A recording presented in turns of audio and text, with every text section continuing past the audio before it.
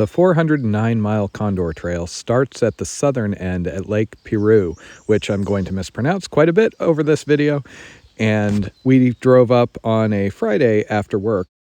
The lake has a conveniently located campground, so we got a spot and decided we'd stay there that night, have a nice dinner, and then get hiking first thing in the morning. And I'm pretty sure I'm in hell here.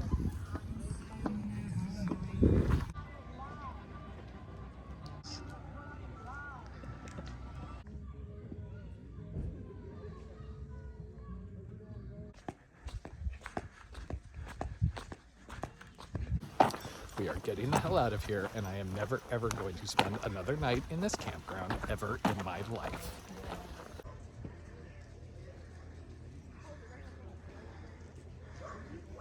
So we don't know what's going on with no day use, because we literally had a sprinter that was set up half in our spot when we got there that was there until it got dark, burned down some signage they found, and then left, only to be replaced by somebody else at 2:30 in the morning. And we are off. Not to alarm you, but I'm pretty sure that's an air raid siren. I don't think so. World War III has broken out. So we've been walking for all of like 10 minutes, and not only have I gotten to talk to like 2 different groups about what we're doing here, but I also got to organically bring up my previous Thru hikes. She's been rolling her eyes so much, I think they're going to be stuck like that. Eventually we're going to start to get to the actual walking thing.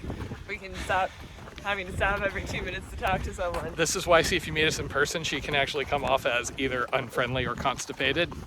People kind of guess either one. I tell everybody she's constipated, because then they assume she's nice because of all the giggling. Oh, good. But look at those. Why do you look at me like that?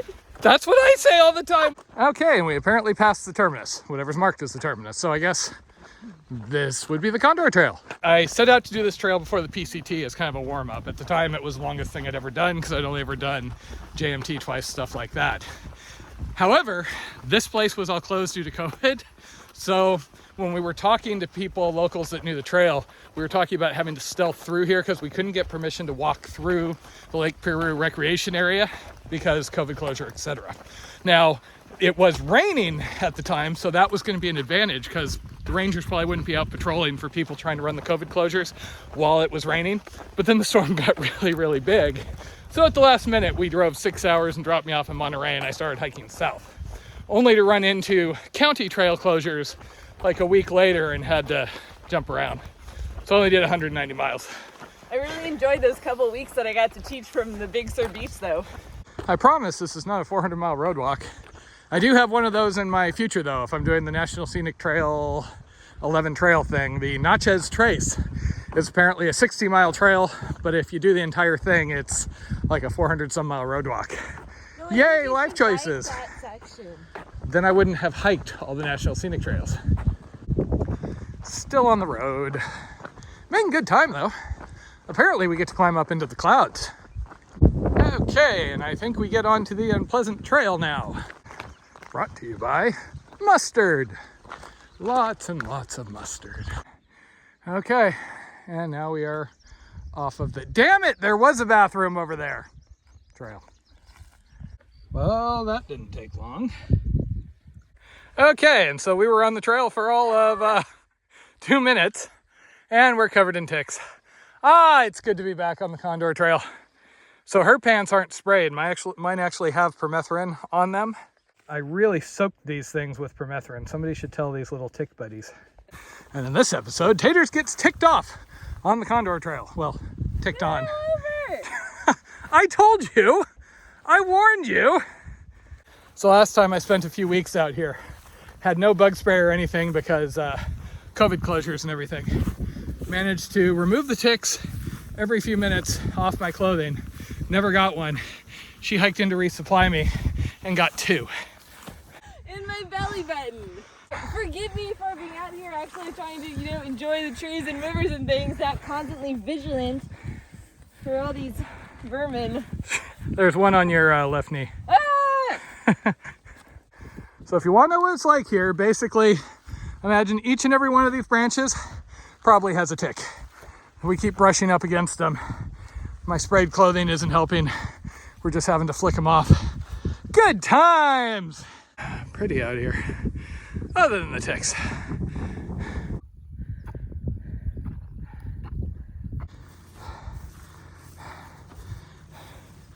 So that sign over there is actually along what track I have, but it's straight on bushwhacking when there's a cut trail over the top of this ridge, so we're paralleling on the thing doing less damage.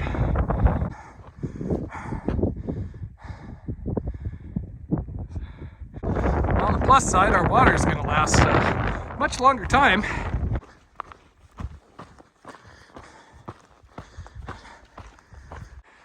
Really pretty out here. And no crowds. Versus the PCT right now, it's got to be like a conga line.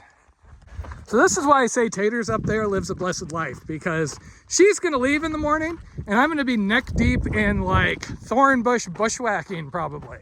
I'm so glad those ticks didn't stick around for longer. Those had me really worried. She hasn't checked under her clothes. She's probably going to have like 10 of them. But yeah, she joins me and look, this end's freaking beautiful. Don't worry, there's a rough section coming up ahead. We just have to hit mile 15 and then the suffering commences. Apparently the universe loves taters and hates masochists. So we've been noticing this kind of weird looking orange stuff on the plants. At first I thought it was man-made because it doesn't look supernatural. It looks like someone just like sprayed silly string all over the plants or something. We think it's some kind of parasite. Anyone know what this is?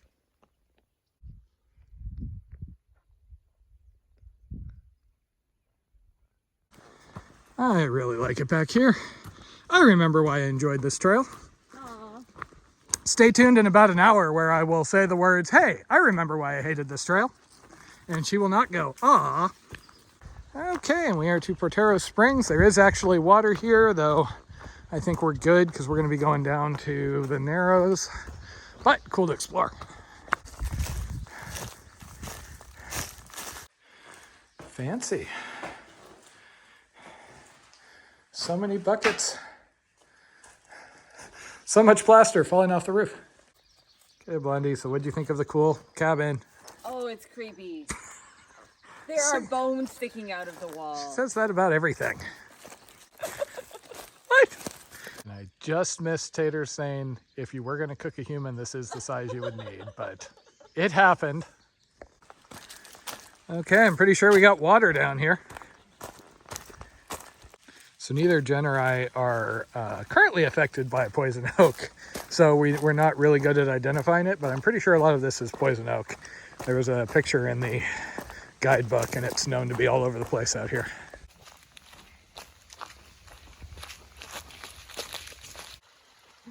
It's not Tater's Tuesday, but I'm videoing things that make me happy anyway.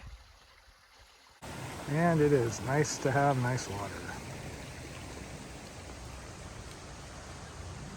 Haven't had this many stream crossings since pre-AT.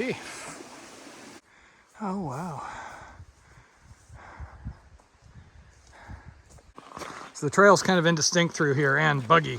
If you hear me blowing, it's because we've got gnats all over our face. But somebody did come through here and actually mark the route. If you see that piece of pink tag up there, we haven't always followed them because we found some better routes through here, but it has been helpful.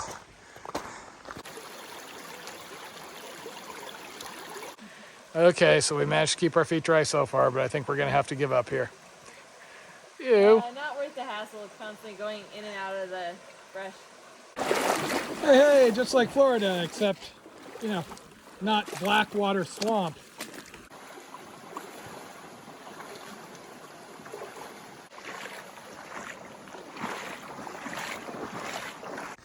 Okay, this is getting a little interpretive here. Okay, now walk back and pick up the camera. Wait, never mind, we don't do that.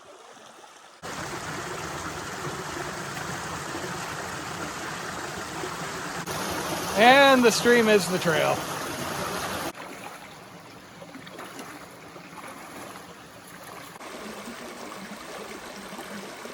You see the camera point at you and then you start smiling.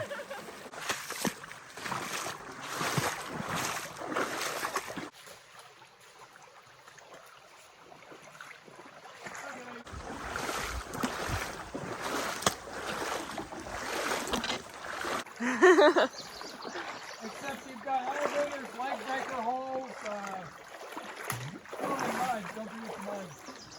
Okay, well, just when we were thinking that maybe we needed to pull over, we got to another one of these campsites. And good news, some of these are not gnats. These are actually mosquitoes. We started getting bit, which is why we're in our rain gear. Ah, the great outdoors. So there are a number of these old campsites scattered back here. I don't know the history of them. I always want to look them up when I'm back here, but I never remember when I'm back in civilization. But they obviously had some facilities and, you know, fire pits, and there's a good number back here. So I'm kind of interested what this was like before, because now it's just a bushwhack walk up the river for miles. I am also really curious what this box is. We're guessing some sort of stove, because I've never seen a bear box like that. And after a very slow but very delightful couple of miles through the river, we have found a camp for tonight. And we're cooking one of the things that we used to cook before we went into through hiking mode. You know, to see that I got the big pot so that we could do this. It's pasta with asparagus, goat cheese, and lemon. And I'm eating jelly bellies that she doesn't give me when I'm not on the trail. And we also have plentiful wine. So looking forward to a good night. We have before... 2 wines. That's not plentiful. Before I gotta go back to the real world. And Matt has to go through the bad bushwhack. And Matt has to go through the bad bushwhack. This part was not bad, apparently. Bad is up there. Oh. Uh-huh.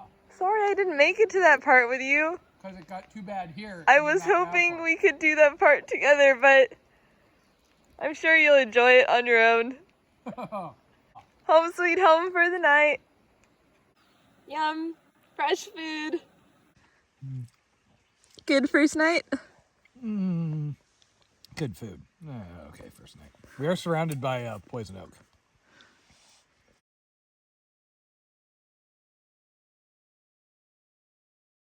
I assume that dam is the lake, which, looking on the internet, is most famous for Harrison Ford crashing a helicopter into in 1999. But this is Orange County, and Harrison Ford does crash things into things quite a bit. Our local airport, he's crashed at least once.